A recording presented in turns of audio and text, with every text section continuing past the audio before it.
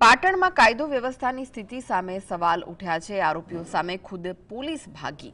ચાણસ્માના જીલિયા ખાતે ગત મોડી રાત્રે અંગત અદાવતને લઈ અજાણ્યા ઈસમો દ્વારા એક ઘર ઉપર હિંસક હુમલો કરવામાં આવ્યો। ભાવેશ રબારીના ઘર પર લાકડી ધોકા લઈને અજાણ્યા શખ્સોનું ટોળું ધસી આવતા અફરાતફરી મચી ગઈ। ટોળાએ તોડફોડ કરી 112 પોલીસ વાન ઉપર હુમલો કર્યો હતો।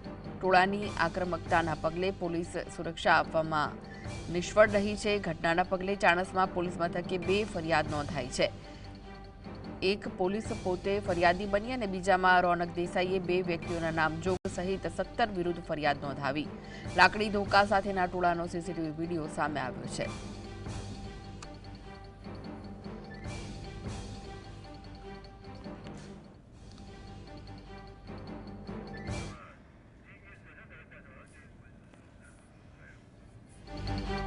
તો પ્રજાના રક્ષક ગણાતી પોલીસ જ આરોપી સામે ગાડી લઈને ભાગી છે। અનેક સવાલ ઉઠી રહ્યા છે। જનરક્ષક સામે સીધા સવાલ ઉઠી રહ્યા છે।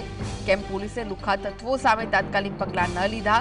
જો પોલીસ જ ભાગશે તો સામાન્ય પ્રજા ક્યાં જશે? પાટણમાં કાયદો વ્યવસ્થાની સ્થિતિનું શું તેવા અનેક સવાલ ઉઠી રહ્યા છે। તો જવાબદાર તત્વો સામે ક્યારે કડકમાં કડક પગલાં લેવાશે તેને લઈને પણ સવાલ છે। આવી ઘટના બનતી અટકાવવા શું પગલાં ભરવામાં આવશે તેને લઈને પણ અનેક સવાલ ઉઠી રહ્યા છે। તો આ સમગ્ર મામલે પ્રજાના રક્ષક ગણાતી પોલીસ જ આરોપી સામે ગાડી લઈ અને ભાગી।